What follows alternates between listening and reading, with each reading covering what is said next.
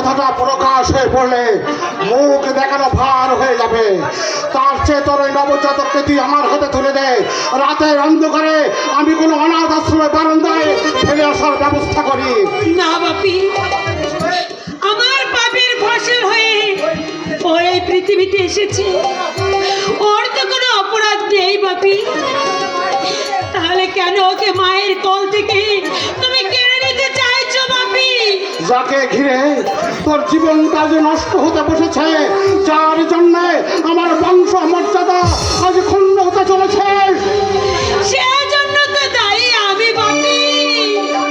আমাকে তুমি যা খুশি তাই সাজা দাও, তবু আমার এই নারী ছাড়া সম্পদকে আমার কাছ থেকে তুমি কেড়ে নিও না। দিবি না তাহলে? না।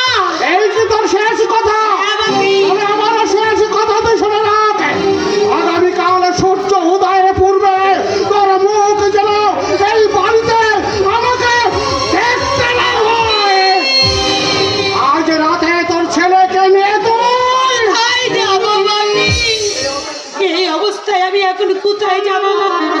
দুর্বল শরীর আমি ঠিক মতো দাঁড়াতে পারছি না। এসব আমি কি বলছি? না মা, আমার ছেড়ে তুই কোথাও যাস না মা। দুর্বল শরীর নিয়ে তুই আর ঘোরাফেরা করিস না। যা মা যা, ঘরের ভিতর দিয়ে শুয়ে পড়ে গে যা। আমি একটু বেরোচ্ছি মা, আমার ফিরতে একটু রাত হতে পারে। তুই যেন আমার জন্য চিন্তা করিস না। কিন্তু কোথায় যাবে বাপি? এমন ভর সন্ধ্যাবেলায় বাপি তো কোনোদিন বাড়ির বার হয় না। কর্তা গুন্ডাতে বেরিয়ে গেছে দিদিমা। দিদিমা, আমি সব জানি।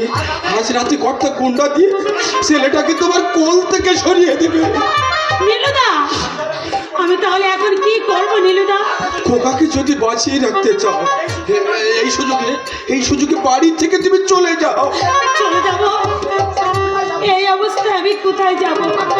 আর কার সঙ্গেই বা আমি যাব নীলুদা? তোমার এই দাদার সঙ্গে চন্দনদা তুমি?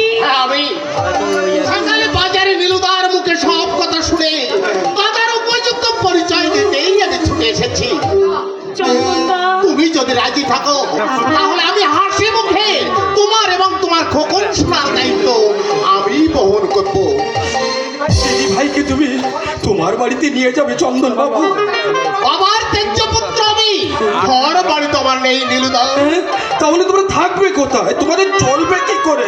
অসংখ্য নিঃসহার দল যেখানে আছে তাদের চলছে যেমন করে।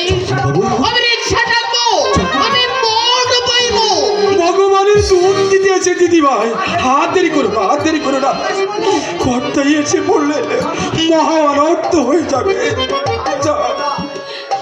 বেশ, তবে তাই হোক নীলুদা।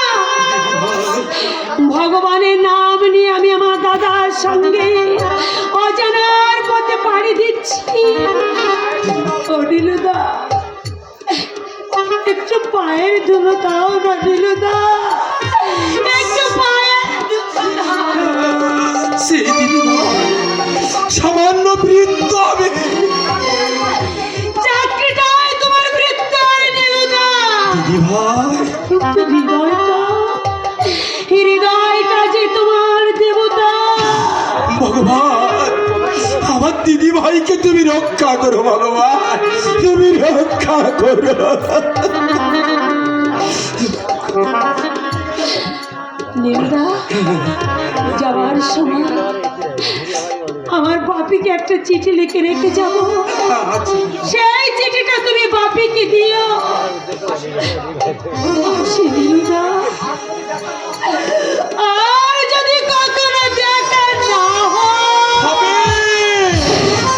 হবে দিদি ভাই, নিশ্চয়ই দেখা হবে।